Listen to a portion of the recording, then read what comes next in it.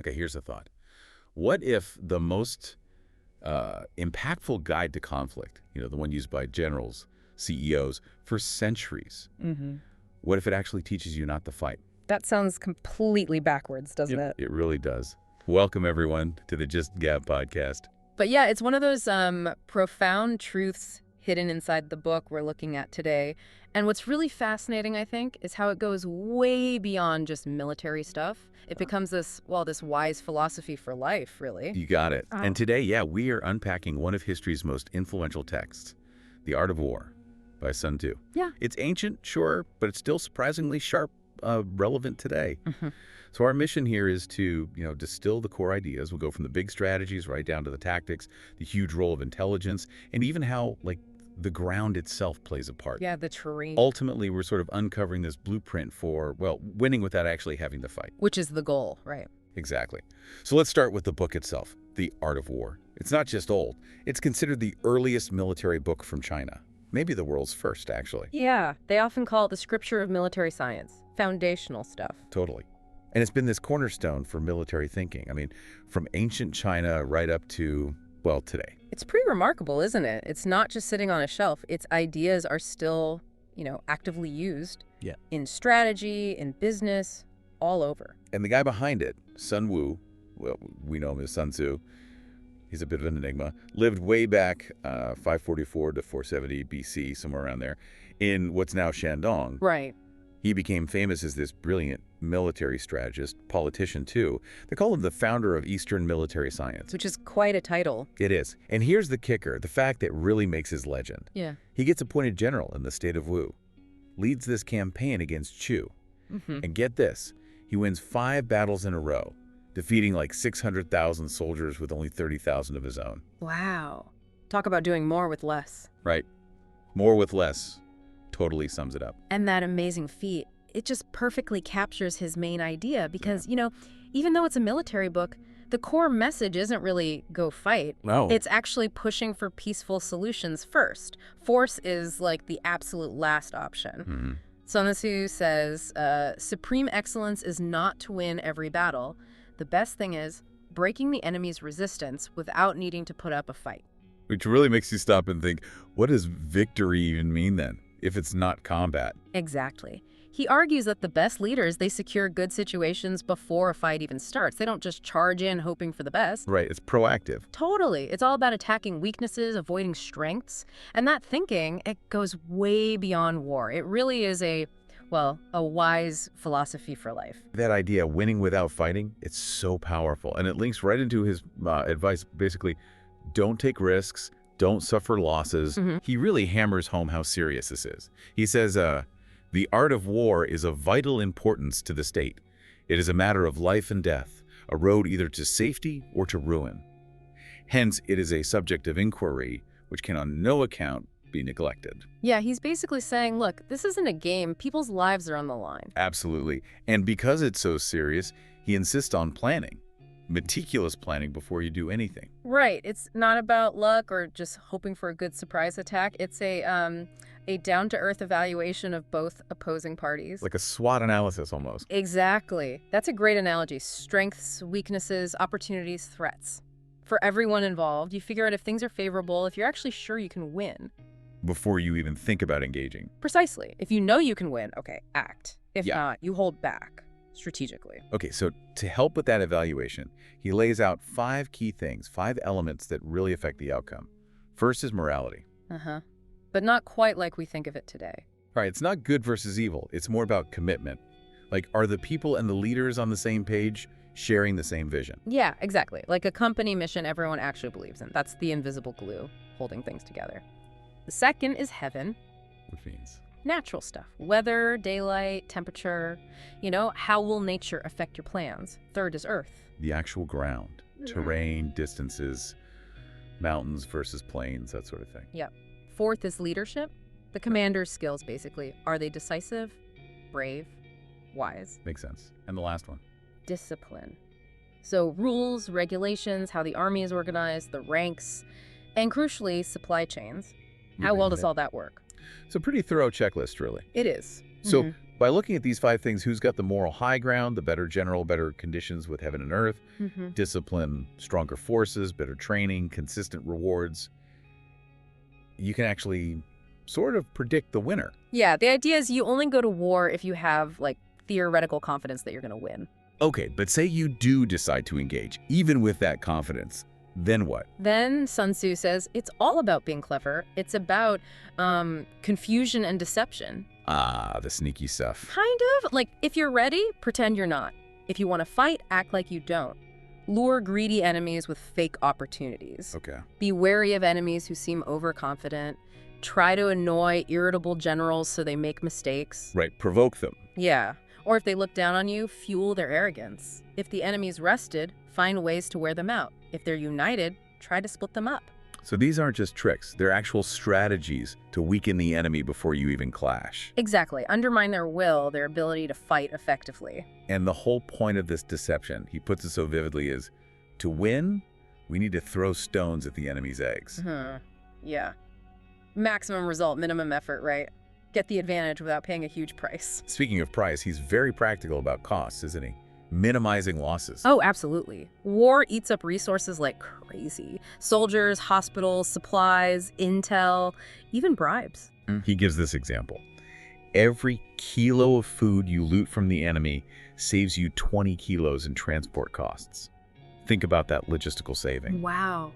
And he even says create captives well. Yeah, so they can potentially replenish your own forces. It's incredibly utilitarian, really. All about sustaining your effort and reducing your own burden. And that links to another key point.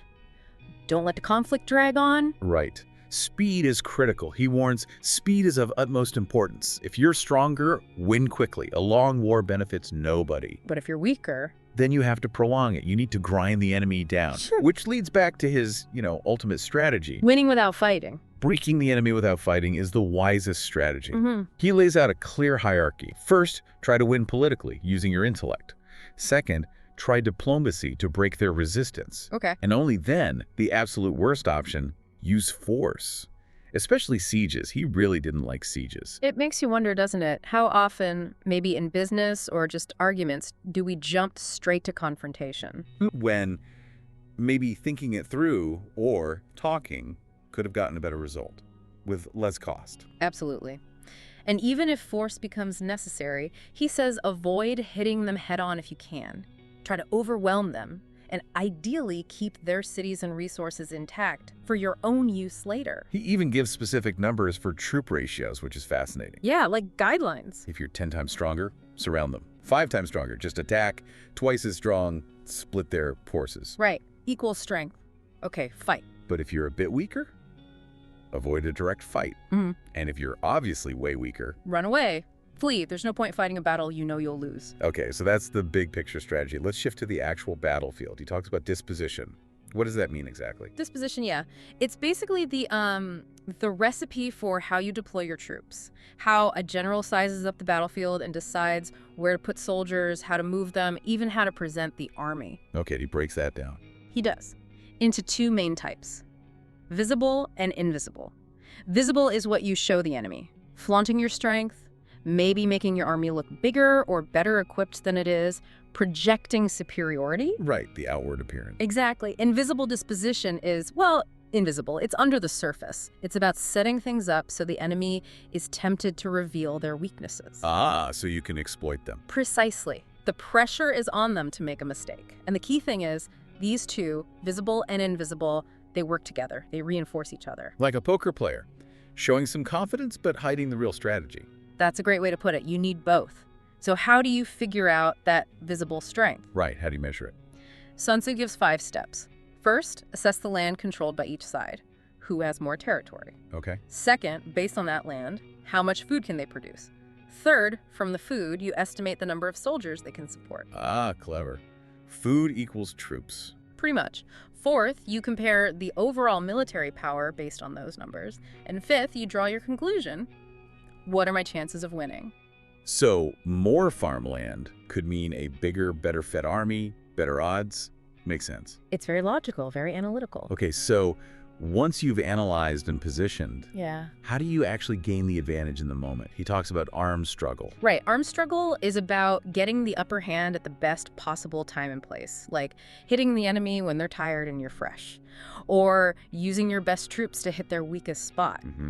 He says you need to make long distances near and make problems into advantages. Okay, make long distances near. How does that work? It means picking the best route, not always the shortest one. Maybe it's winding, but it helps you avoid the enemy, arrive earlier, let your troops rest. And crucially, you have to motivate your soldiers for the march, maybe promise them rewards. Gotcha. And turning problems into advantages. That's about balancing things, like how much gear do your soldiers carry versus how fast can they march? Too much slows you down, too little leaves you unprepared. You need the whole army to arrive together, coordinated. No stragglers, no commander left unprotected. It might even mean moving a bit slower sometimes to keep everyone together. That makes sense. And a huge part of gaining advantage is intelligence, right? Spies. Oh, absolutely critical. Huh. Sun Tzu is blunt. The army with the most accurate intelligence is the one with the upper hand. Spies are silent weapons, he calls them. Silent weapons, wow. And he had different types. Yeah, 5 kinds. But 2 are really interesting. The local spy, just ordinary folks among the enemy, picking up rumors, bits of information. Okay. And then the reverse spy. These are enemy spies that you've turned, convinced to work for you. He says these are the most important, need top secrecy, and deserve the biggest rewards. So you're not just gathering info, you're manipulating the enemy's intel too. Exactly. It's about building this whole network. He suggests finding enemy spies in your own ranks, bribing them, sending them back with your story. Then you use your local spies and inside spies, higher-ranking moles, to work with these turned spies. Wow, complex. And he even mentions a dead spy, someone you knowingly send with false information, knowing they might not survive, and a living spy who gets accurate info back to you. It's layers upon layers, controlling what the enemy thinks they know. Beyond spies, though, you need to actually look at the enemy, observe them directly. He has methods for that, too. Oh, yeah. Fascinating stuff, like watching the terrain. If the enemy is holding back nearby, they're probably defensive. If they advance from far away, maybe it's a lure, a trap. Okay. Or watching animals and vegetation, birds suddenly flying up. Could be hidden troops, an ambush, animals stampeding, maybe a surprise attack coming. Like battlefield forensics. Totally. And traces and signs.